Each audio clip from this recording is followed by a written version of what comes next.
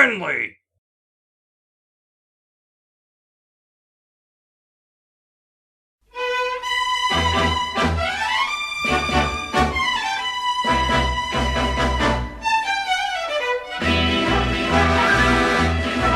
Tiger Mask Double is a modernized wrestling anime of the original Tiger Mask, which was created by the sports master Kajiwara Iki, who made Ashita no Joe, Karate Master, and Hoshi no Kyojin. The first Tiger Mask was a manga published in Bokura magazine during 1968, which later received an anime adaptation by Toei Animation in 1969 with 105 episodes. Don't bother looking for this series, you're not gonna find it. This version of Tiger Mask starred the man Naoto Date, who protects an orphanage from the evil wrestlers of Tiger's Den. The story of Tiger Mask Double takes place several years after the events of the first anime adaptation. What's strange is that Tiger Mask 2 does exist, but it seems to be ignored entirely, at least in W's continuity. Unlike the previous series, Tiger Mask Double focuses on two tigers, the new Tiger Mask Naoto Azuma and Takuma Fuji as Tiger the Dark. These two friends would later go separate ways in their attempt to defeat a certain wrestler named Yellow Devil. The main difference in their past is the methods of fighting Yellow Devil, but what led to these events in the story? And that's the problem when you first start this series. It takes a while for the blanks to be filled, and it also doesn't help when it does a poor job of explaining certain events.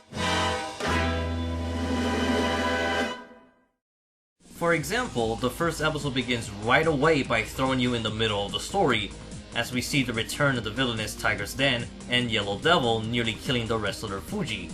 His son, Takuma Fuji, attempts to protect the dad, while receiving a scar across his face. The story then flash forwards 3 years later, and for some reason we see Takuma joining Tiger's Den, the same people who hurt his dad, and becomes Tiger the Dark. I'm missing some context here. Meanwhile, his friend Naoto Azuma becomes the new Tiger Mask. As they continue to fight in the ring, they eventually clash with each other, but are unaware who is under the mask. So it's not a collaborative effort, and we're also in the dark of both characters' motivation, or even basic personality traits. To be honest, if it weren't for the news articles telling us the story, I would probably be lost, especially in Tiger the Dark's point of view. As I said earlier, the methods are different, with Tiger the Dark infiltrating the base and eliminate the enemies via inside job. But for someone who didn't read those articles, how are you supposed to know what's going on? And that's where pacing becomes a defect. It takes about 3 to 7 episodes just to inform its audience the basic structure of the story, but does it oddly. Every now and then there will be flashbacks offering insight of what happened in the 3-year time skip, and how their lives were before said time skip. It also doesn't help that the anime does a lot of telling and not showing, since it constantly refers to characters and events from the first Tiger Mask, but the story is trying to inform us, but at the same time, it feels we're expected to already know about it.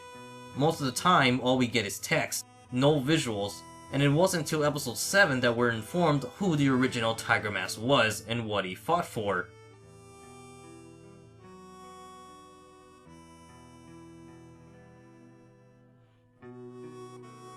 In the end, I think the whole problem is skipping over all the past events just to get ahead when the characters are already capable of fighting in the ring.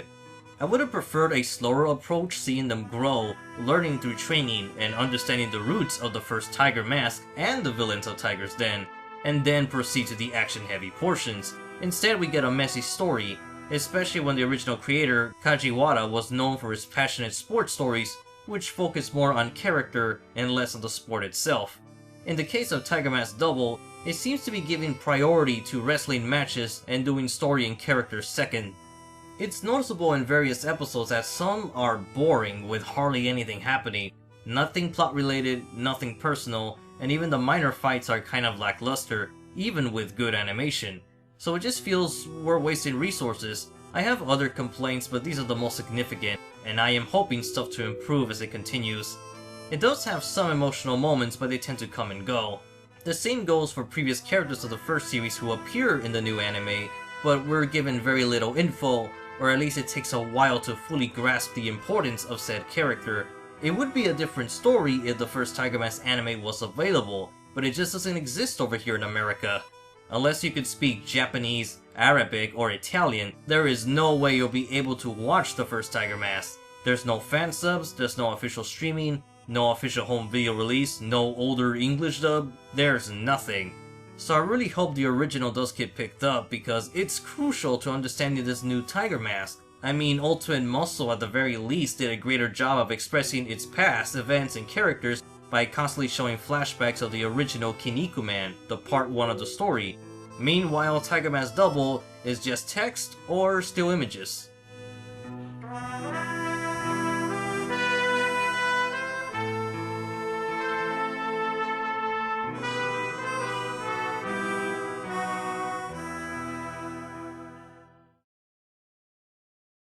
Despite my criticisms, there is some good to this show, especially if you like manly anime.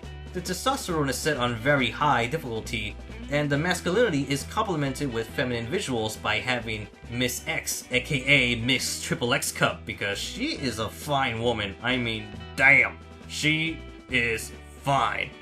When the fights excel, it excels high, and thankfully its best animation is reserved specifically for the more intense matches. Even when nothing important is happening, the animation is actually good and consistent, so there's nothing to worry about, especially for those who were hesitant since Toei Animation worked on this series. Currently, the first major arc concluded on episode 13, and we seem to be starting another arc, so I hope in the future that it figures out what it wants to do with the story, and it better surpass expectations. Otherwise, this will just be an action sports anime when it could be greater, especially when it's based on a series by Kajiwara Iki. I'm the Anime Hero, and I review anime so you can enjoy it manly!